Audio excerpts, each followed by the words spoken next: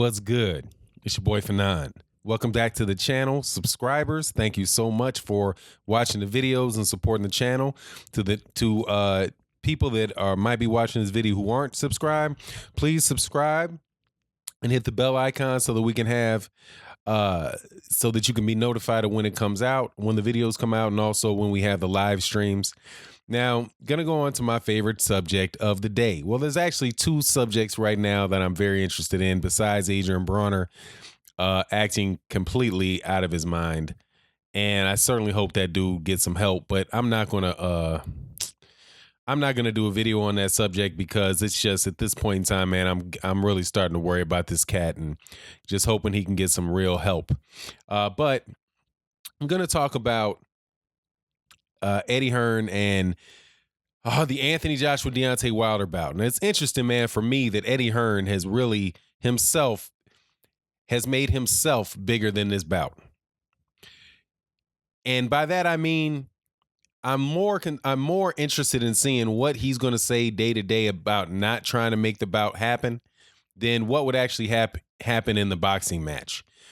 I got a insulting comment from a observer or a commentator said on the channel. He's like, we keep talking about all of this emotional kitty stuff, whatever. But at the end of it, he said, we're not talking about real boxing. And I thought to myself, right before I deleted it and blocked him for the other stuff that he said, I thought, and I was like, right, we don't ever really talk about the boxing match. It's very little conversation that can go on about who would actually win between Deontay Wilder and Anthony Joshua. It's much more about, will Anthony Joshua ever actually get in a ring with him, take the risk, and make the bout happen? About who's the A side and who's, making more money than they'd ever made before. And, whether the bout's going to be at Wembley Stadium, or whether it's going to be at Principality Stadium, or whether or not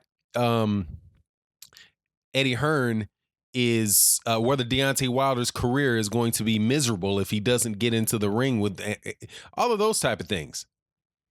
But very rarely do we get a conversation. We actually have a conversation about who would win the bout. And I do believe that the largest portion of that is because of Eddie Hearn, because he insists on being the mouthpiece for Anthony Joshua. And being the mouthpiece of Anthony Joshua, you always have to decipher what's coming out of his mouth. And what tends to come out of his mouth are excuses and insults. I mean, those, I think, it's fair to say that those excuses, insults, and exaggerations. And I've been watching them very closely. And those are the three things that I hear. That's the way that I would characterize most every conversation that I've heard from Eddie Hearn about this. They have a nice little amount of excuses. It has a great amount of exaggeration.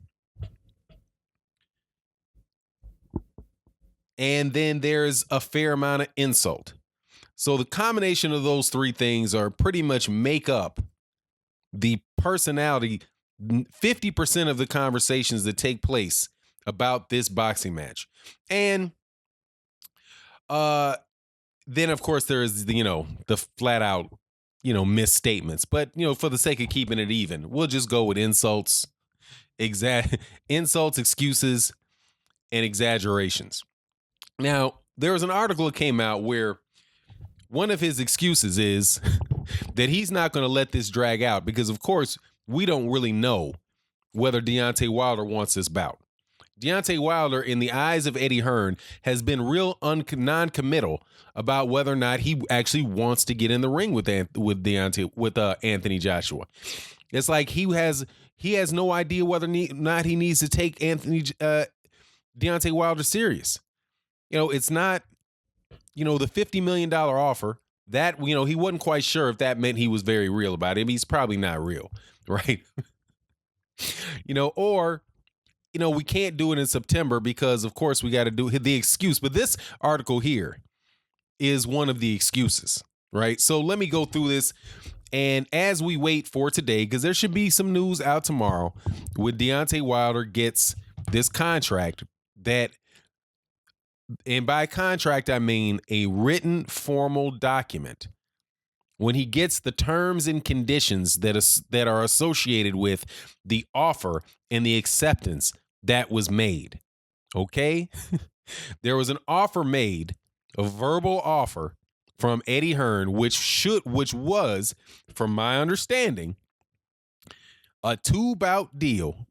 One in the UK, one in the United States, for Anthony Joshua and Deontay Wilder to face one another.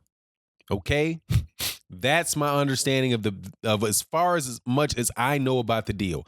The monetary amount associated with it, I do not know. I have not heard him I've not heard him say anything about coming off of a flat $12.5 million with no upside, the original 88-12 split that was offered by Eddie Hearn. I have not heard that's changed at all.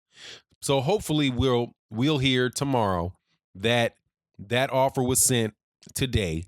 I'm quite sure if it stays consistent, that we should hear something about it. But like I said, here is the latest article. Came out in World Boxing News yesterday. I actually read this yesterday, but I needed to make sure that I understood something that he said at the end, and I'll go through that.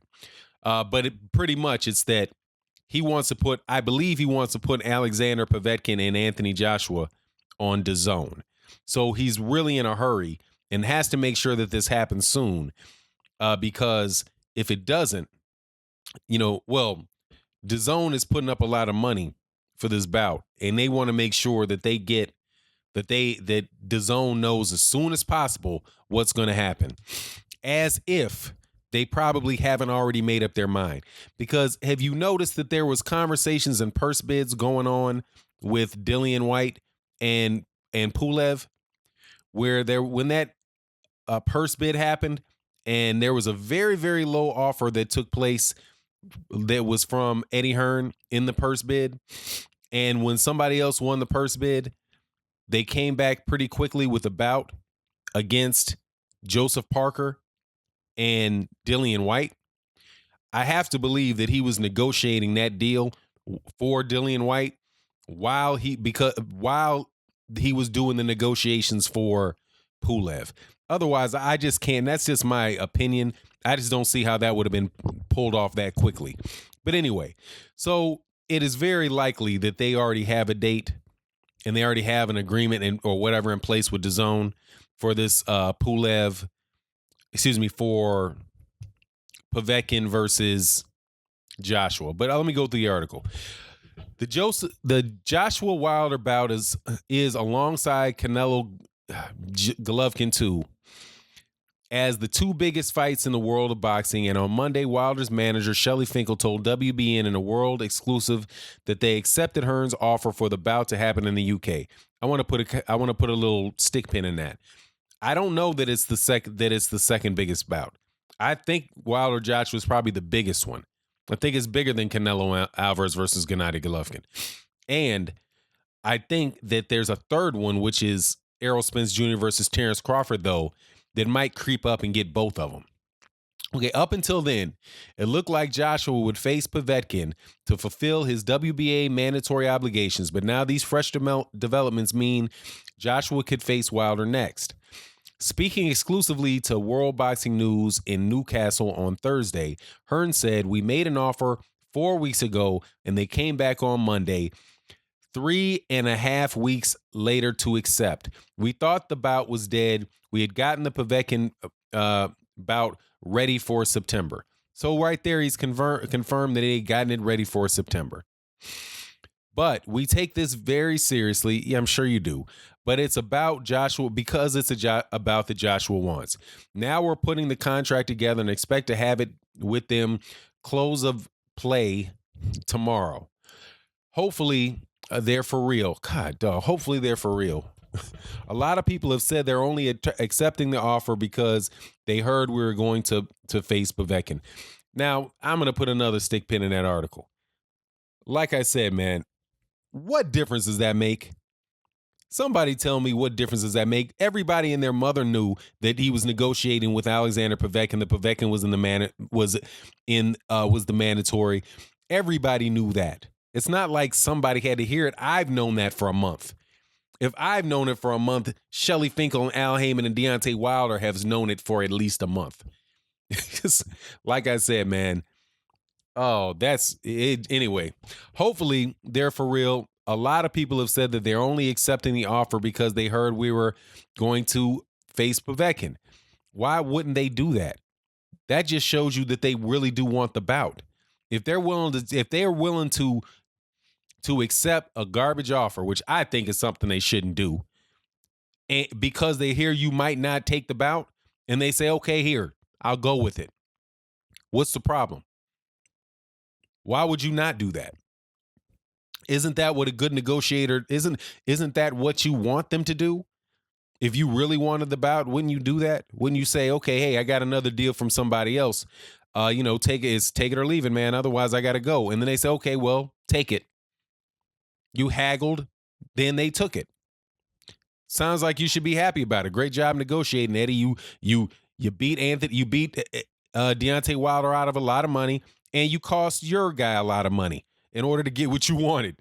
Good job. Good job, Eddie. You convinced Anthony Joshua to take $25 million less. You talked your guy out of $25 million, at least $25 million, because I still don't believe that dude's making $20 million about. Anyway, due to the weather in Britain, if Joshua versus Wilder was to happen at Wembley this year, would have had to have been in September. But the Millennium Stadium in Cardiff is still an option due to the Welsh national venue having a roof. Originally, the plan was for September for Wilder at Wembley. We want it at Wembley badly, Hearn explained. We can't do that now because, firstly, Canelo and Golovkin have taken the date in September. Well, wouldn't that also apply for Povetkin? Why wouldn't that also apply to Povetkin versus Golovkin? But anyway, and secondly, 10 weeks isn't long enough to do a worldwide media tour that you need for this bout. Now we are looking at October, November, but it would have to be in Cardiff, which isn't a problem. So we will look at it and the dates. Now let me say, why, if it's not a problem that it could be in Cardiff, why are you even bringing up Wembley and Cardiff? Last interview the guy gave, he's like, oh, Anthony Joshua really wants it in Wembley. We really want it in Wembley. We think this is a Wembley fight. But, if it has to be in Cardiff, hey, no problem. It can be in Cardiff. I don't believe that. Because if it didn't make a difference between Wembley and Cardiff, you wouldn't be talking about Wembley. You're definitely setting up the fact that you want the bout to be in Wembley if you want it at all. But anyway, I'm knick-knacking the guy now. But he should be, because he's a pathological liar. So, that's what you do. Joshua is in camp now, but if it drags on, we will face Povetkin, which doesn't mean stop with Wilder. We would sign for the bout with Wilder, but it would have to be after Povetkin. I'm not having Joshua's career held up by Wilder. Obviously. That is the most true statement that I have heard out of the mouth of Eddie Hearn. That right there. I am not having Joshua's career held up by Wilder. No doubt about it. And that is why you don't want him to fight Wilder, because you don't want his career held up. Because guess is the best way to hold up somebody's career? Getting knocked out, getting beat up, getting knocked out. That will halt his career dead in its tracks. But anyway, we would sign for a bout, fight with Wilder, but it would have to be after Povetkin. I'm not having Joshua's career held up by Wilder. We won't let it drag out. This is a great bout for DAZN, and they want to know because it's a lot of money for them. So they need to know soon, he concluded. Now, I have to assume that when he says that he has to, that they're not going to drag it out, they need to have DAZN. They need to know about DAZN, or let DAZN know that you want to have Alexander Povetkin and Anthony Joshua on DAZN. Why? What difference does that make? That is all you're going to do is guarantee by having Anthony Joshua and Alexander Povetkin on DAZN. All that's going to do is guarantee that Anthony Joshua loses profile in the United States, because that app ain't flying, man. I'm telling you, that app is not flying. That is a no-go, man. That is a no-go. People are not going to buy in the United States. That is not going to be an attraction for people in the United States. Oh, buy DAZN. Anthony Joshua and Alexander Povetkin are going to face off on DAZN. I won't get that bout. I will not buy DAZN for that. Now, I am a boxing man. I'm telling you, I'm the type of cat that will always say, I gotta admit, I'm not buying this Canelo Alvarez Gennady Golovkin pay-per-view. I don't want to watch. I don't want to support Golden Boy. But at the end, at the 12th hour, I'm sitting there and that dang button is right there, and I press it. If somebody doesn't call me and invite me to watch the bout with them, which a lot of times people do, and I just, throw $20 on it or something like that, I'll press the button. But on this, I'm not doing it. Alexander Povetkin versus Anthony Joshua, there's no chance whatsoever of me getting this DAZN thing. And on top of that, man, this DAZN, I cannot believe that this is going to be, that this whole Matchroom USA thing is doing very well. I was excited for them. Well, let me say, was I excited for them?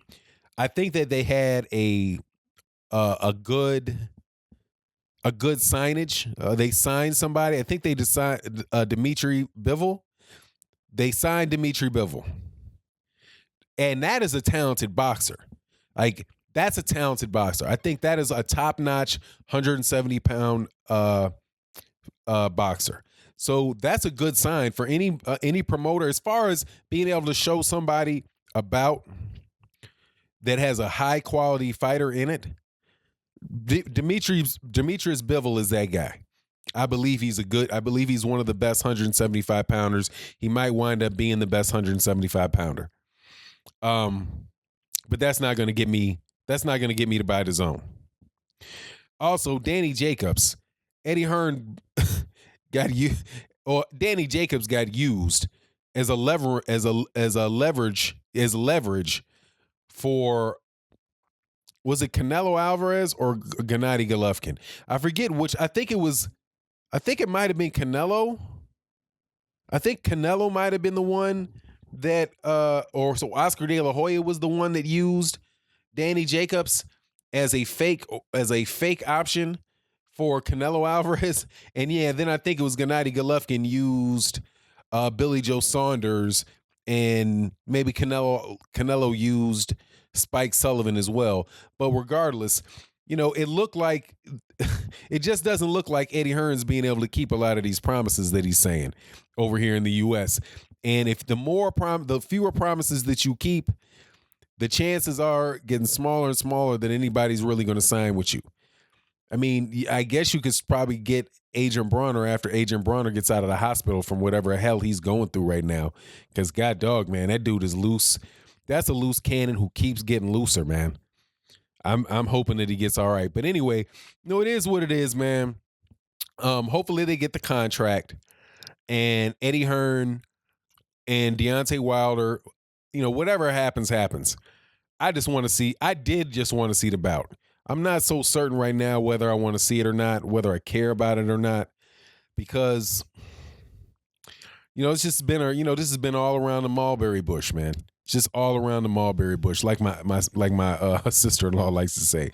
But it is what it is. We'll see on Friday what the situation is going to be. And, with that, I'm out. Peace.